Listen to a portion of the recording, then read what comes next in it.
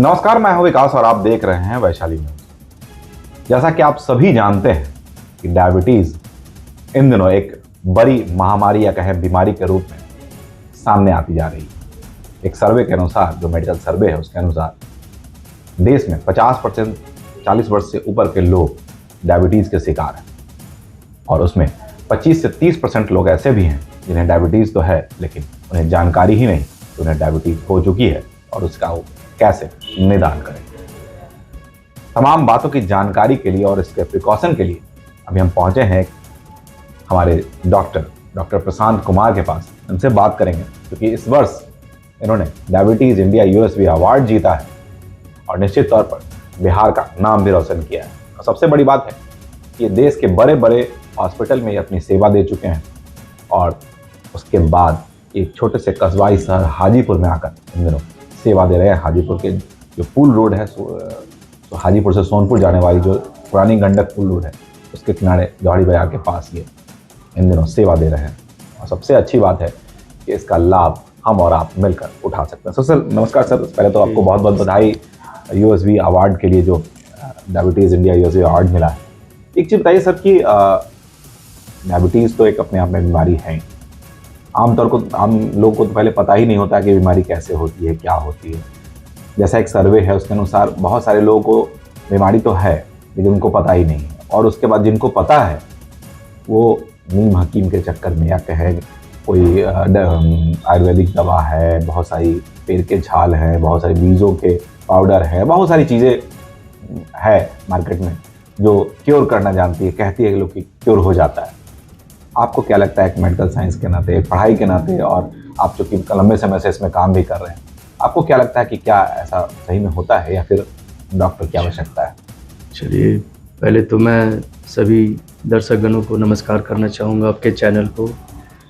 आपका सवाल काफ़ी अच्छा और सटीक है और मैं चाहूँगा कि जैसे जो अपनी आम जनता है डायबिटीज़ की बीमारी को समझे, तो जहाँ तक लोगों का मैंने देखा है अपने एक्सपीरियंस में कि डायबिटीज़ को लेके काफ़ी ज़्यादा लोग ये डरे और सहमे रहते हैं।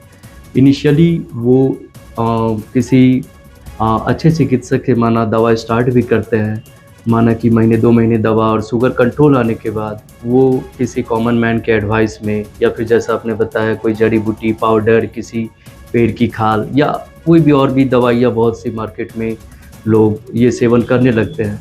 लेकिन लॉन्ग टर्म में ये देखा गया है कि इनिशियली कुछ वो शुगर को कंट्रोल करते भी हों, लेकिन आगे के लिए शुगर कंट्रोल बिल्कुल ही मुश्किल हो जाता है, जो कि वैल्यू शुगर की, ब्लड शुगर की काफ़ी हाई चली जाती है, करीबन 400-500। फिर वो 2-3 महीने बाद हमारे पास लौट के आते हैं कि सर ऐसी ऐसी बात है, आपकी दवा जब हम खाए तो बहुत सूट किया और हमें लगा कि फिर हम ये दवा खाएंगे तो कंट्रोल रहेगा।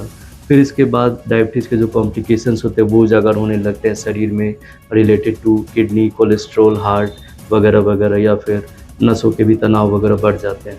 तो ये देखा गया है कि, और कतई ये मेरा एडवाइस रहेगा लोगों से कि कभी भी डायबिटीज़ का इलाज एक अच्छे चिकित्सक से आप रेगुलर उनसे टच में, महीने 2 महीने 4 महीने पे आप टच में रह के उनसे कराइए, ना कि एक कॉमन मैन का एडवाइस लीजिए।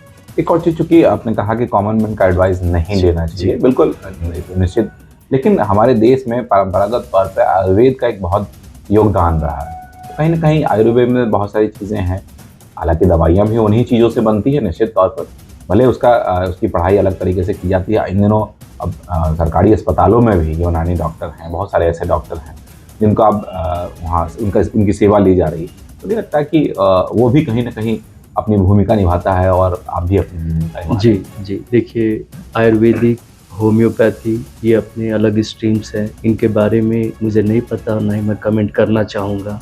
हमारा ब्रांच एलोपैथिक है और हमें उन पे पूर्ण विश्वास है। आयुर्वेदिक और होम्योपैथी भी अच्छी दवाइयाँ हैं, लेकिन मेरा ये कहना है कि जो भी करे एक अच्छे चिकित्सक, या फिर जो उस बीमारी को लेके एक अपना ये रखते हो, एक्सपीरियंस रखते हो अच्छा, उन्हीं के निगरानी में वो दवाइयों का सेवन करें। ये बात किसी हालत में आपको डॉक्टर का परामर्श जो है वो बेहतर बिल्कुल है, हाँ, होगी, बिल्कुल। एक और चीज़, चूँकि अभी तो अवार्ड भी आपने जीता है, बहुत सारी जगहों पर अपने काम भी किया है, आप MBBS हैं, MD हैं, FNB भी हैं, तो निश्चित तौर पर रिसर्च करने का बहुत मौका मिला होगा। देश के बड़े बड़े हॉस्पिटल्स हैं, बड़ी बड़ी कंपनियां हैं जहां पर आप लाखों करोड़ों रुपए कमा सकते थे। आखिर छोटे से जगह आपके हाजीपुर में आखिर ऐसा क्या था हाजीपुर में जो यहाँ आकर के आप बैठे? एक्चुअली क्योंकि शुरुआती आर्थिक युग है। जी निश्चित जी तौर जी पर। जी जी और कहीं ना कहीं आपने जो आपका पढ़ाई की कहना होगी सही है। उसमें भी अच्छे खासे खर्च आए होंगे। जी तो लोग पढ़ाई जब करते हैं तो ये समाज सोच में रहता ही है कि कम से कम उतना पैसा तो जरूर ही निकल जाए। और आपके पास अपॉर्चुनिटी बहुत सारी थी, आप बड़े बड़े हॉस्पिटलों में काम भी कर चुके हैं, उसके बाद छोटे से शहर में आने की आवश्यकता है। वैसे मैं पटना का निवासी हूँ और मेरी दिल इच्छा थी कि पढ़ाई के बाद यकीनन मैंने 14-15 साल मुंबई महाराष्ट्र में रहा हूँ, फिर दिल्ली में भी कुछ बड़े नामी गिरामी अस्पतालों में सेवा दी है। लेकिन शुरू से हमारी सोच थी कि मैं बिहार की जनता की सेवा करूँगा। देखा जाए पटना शहर में काफ़ी अच्छे डॉक्टर्स हैं और डॉक्टरों की भीड़ काफ़ी ज़्यादा है, लेकिन मैं ये चाहता था कि मैं अपने घर पे रह के कैसे फेरी फेरी में या छोटे शहर में जाके उनको मतलब मरीजों को या जनता की सेवा दे पाऊँ। और इसलिए मैंने ये हाजीपुर अब खुशनसीबी कहिए क्या मेरे घर के करीब भी था। मैं पटना से करीबन 15 किलोमीटर है, तो आधे घंटे का समय मुझे लगता है।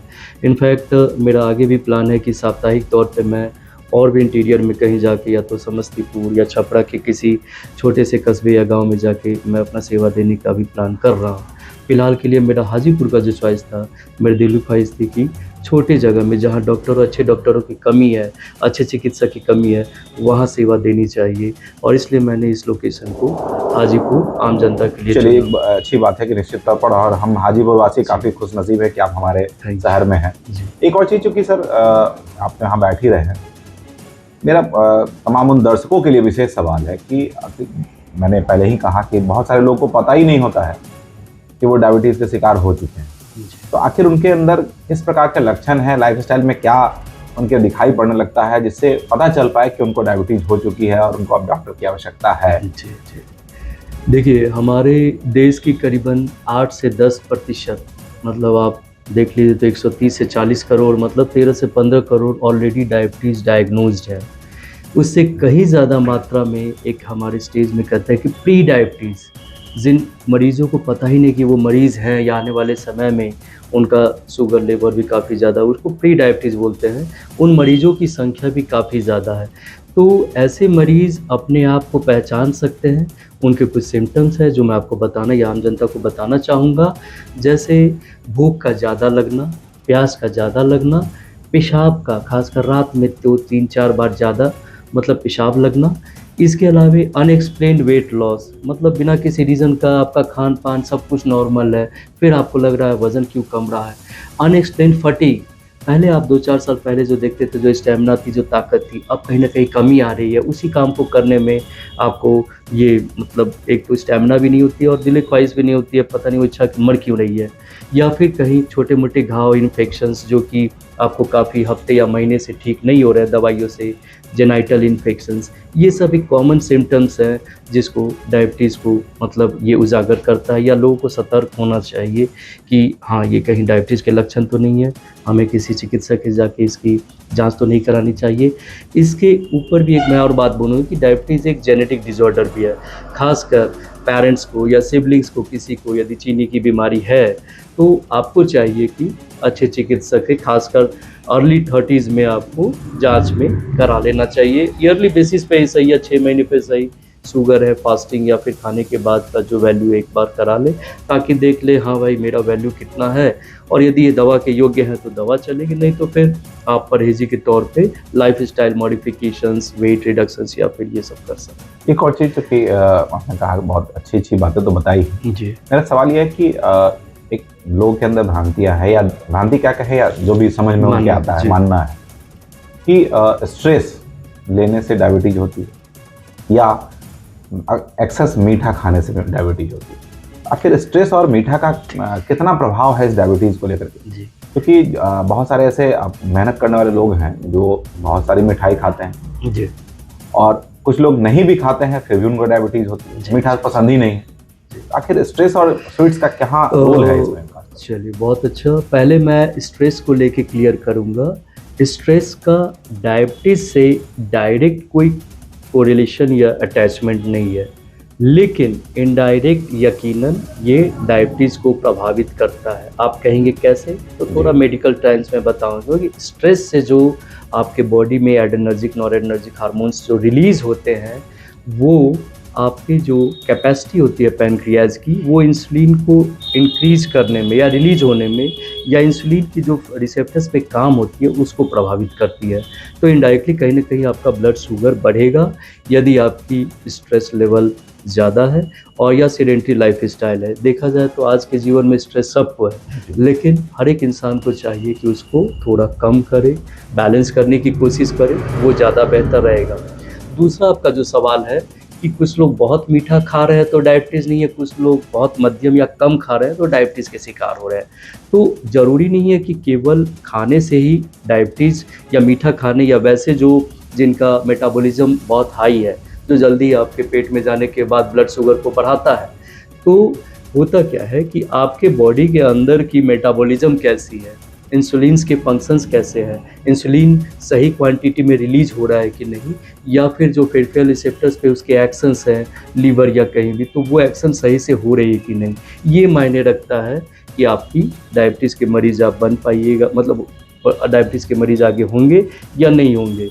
तो केवल खाना ही मैटर नहीं करता है, खाने के यदि खा भी रहे और उसका मेटाबॉलिज्म सही है, फिजिकल एक्टिविटी है, या फिर उनका जेनेटिक डिजॉर्डर नहीं है, तो मल्टीफैक्टेरियल एक रीज़न बनता है कि वो पेशेंट में या फिर उस आदमी इंसान में आपको आगे डायबिटीज़ के लक्षण मिलेंगे कि नहीं मिलेंगे। अच्छा, एक और चीज़, क्योंकि अपने तो बात तो बता दी कि मिलेंगे कि नहीं मिलेंगे, लेकिन लाइफ स्टाइल में क्या चेंजिंग लाया जाए जिससे डायबिटीज़ हो ही ना।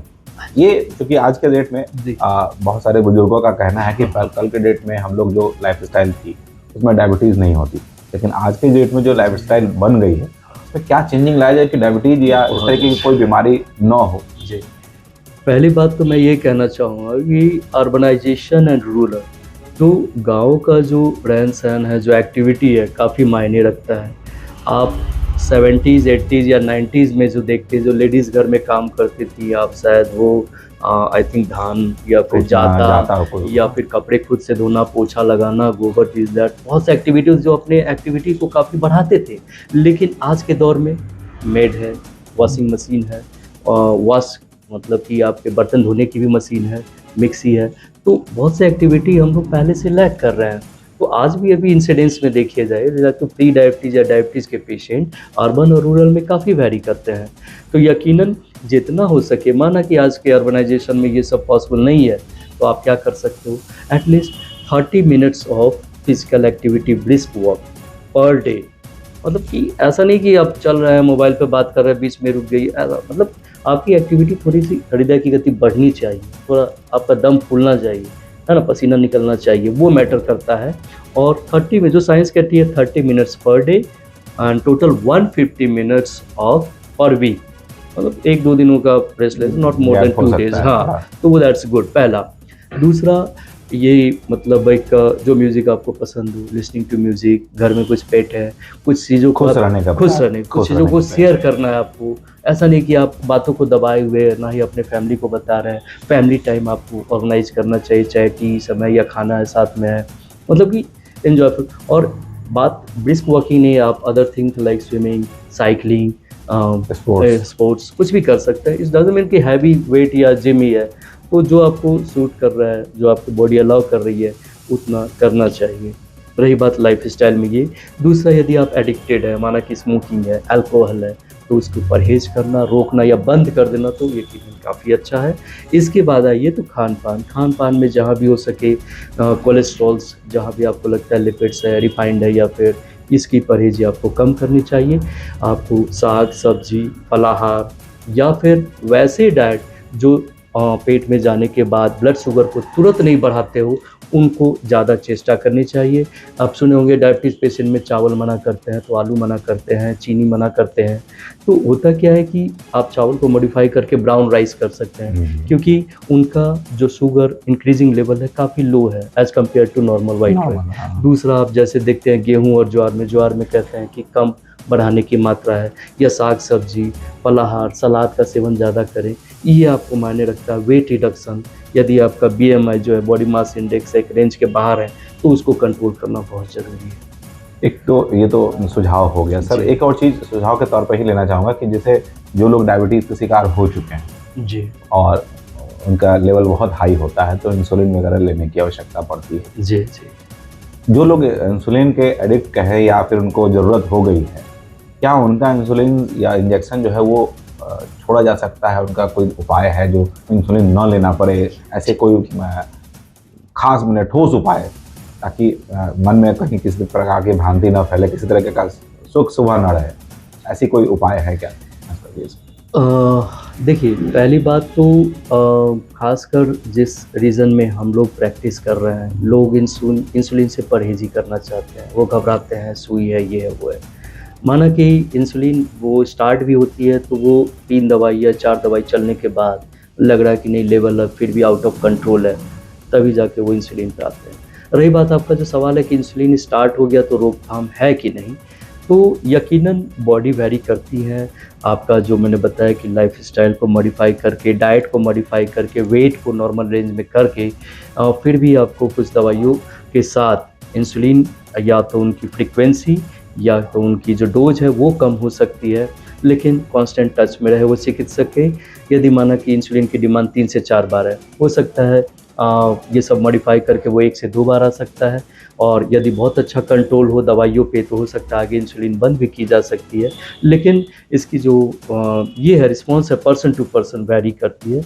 ऐसा कोई फिक्स साइंस नहीं है कि इसमें कितना परसेंटेज चांस रहेगा या उसमें कितना रहेगा। जैसा शरीर वैसा, हाँ, जैसा शरीर वैसा रिस्पॉन्स अलग-अलग शरीर का जैसा रिस्पॉन्स आएगा उसके हिसाब से आप लोग प्रेस्क्राइब करते जी, हैं। जी। तो बहुत बहुत धन्यवाद। ये थे डॉक्टर प्रशांत जो कि इंडिया डायबिटीज़ USB अवार्ड से सम्मानित हैं। और सबसे बड़ी बात है कि हाजीपुर जैसे छोटे कस्बाई शहर में अपनी सेवा देना उन्होंने शुरू किया है और यहाँ उनका लाभ भी लोग उठा रहे हैं।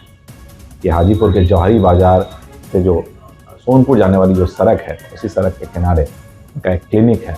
क्लिनिक का नाम क्या है sir? Yakshit cardio and diabetes centre, Yakshit Johari Bazaar. Cardio and diabetic centre. यहाँ पर आप आकर के सर का लाभ भी उठा सकते हैं और हम उम्मीद करेंगे कि इस खास मुलाकात या जो खास बातचीत हुई है इसका भी लाभ आप उठा सकेंगे।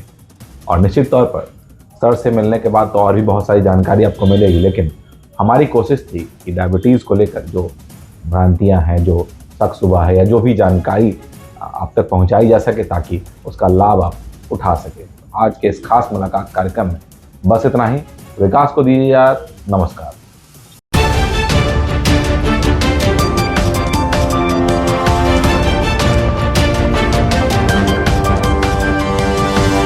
Audio Jungle.